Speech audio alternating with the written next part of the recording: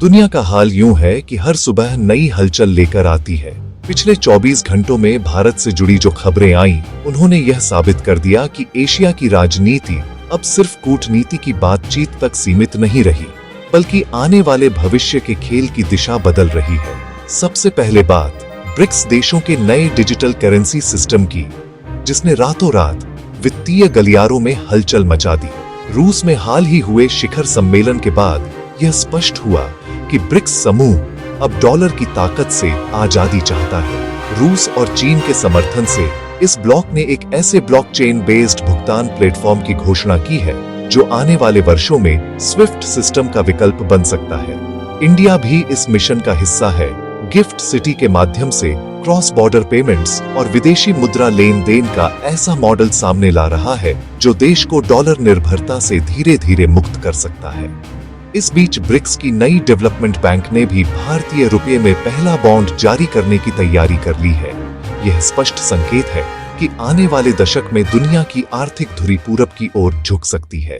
तो चलिए नजर डालते हैं आज की महा अपडेट्स पर। लेकिन आगे बढ़ने से पहले आप सभी से एक गुजारिश है, अगर आप भी इस तरह से अंतर्राष्ट्रीय समाचारों में दिलचस्पी रखते हैं तो कृपया वीडियो को एक लाइक करें। कमेंट फ्री है, कमेंट भी कर दें। और हाँ, यहाँ मिलते हैं रोजाना महादेशों के अपडेट्स, तो चैनल को सब्सक्राइब भी जरूर कर लें ताकि आप रहे दूसरों से एक कदम आगे। तो चलिए शुरू करते हैं। इसी दौरान समुद्रों पर भी नई कहानी लिखी जा रही है। अरब सागर की लहरों पर गूंजती तोपों और उड़ते हेलीकॉप्टरों के बीच भारत और अमेरिका की नौसेनाएं आमने सामने नहीं बल्कि साथ साथ अभ्यास कर रही हैं। INS इम्फाल और USS ग्रिडली का यह संयुक्त पासेक्स एक्सरसाइज इस बात का संकेत है कि इंडो पैसिफिक में भारत और अमेरिका अब एक दूसरे पर भरोसे के नए पुल बना रहे हैं। Tactical manoeuvres, anti piracy drills और क्रॉस डेक फ्लाइंग जैसे अभ्यासों ने दोनों देशों की युद्ध तैयारी को और गहराई दी है। इसी बीच उत्तरी सीमा से लगातार आ रही रिपोर्टें भारत चीन के बीच बढ़ते तनाव की तस्वीर पेश कर रही हैं, जहां चीन ने LAC के करीब नई सड़कें, गांव और सर्वेलेंस टावर बनाए हैं। वहीं भारत अपने वाइब्रेंट विलेजेस कार्यक्रम के तहत सीमाई इलाकों में तकनीक और बुनियादी ढांचे को मजबूत कर रहा है।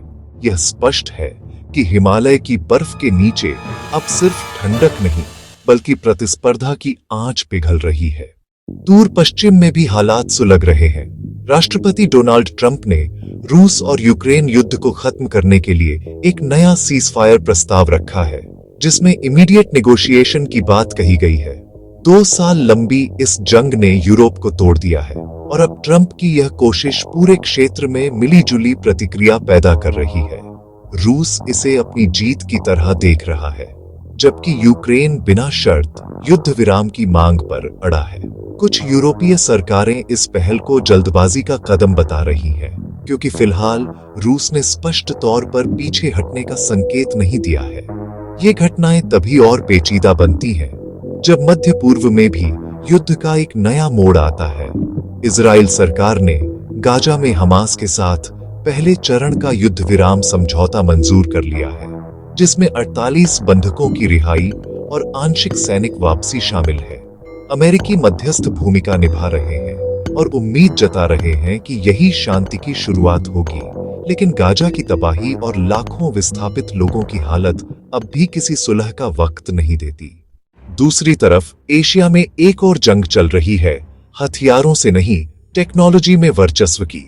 चीन ने अमेरिकी चिप निर्माता एनवीडिया पर एंटी मोनोपोली कानून तोड़ने का गंभीर आरोप लगाया है।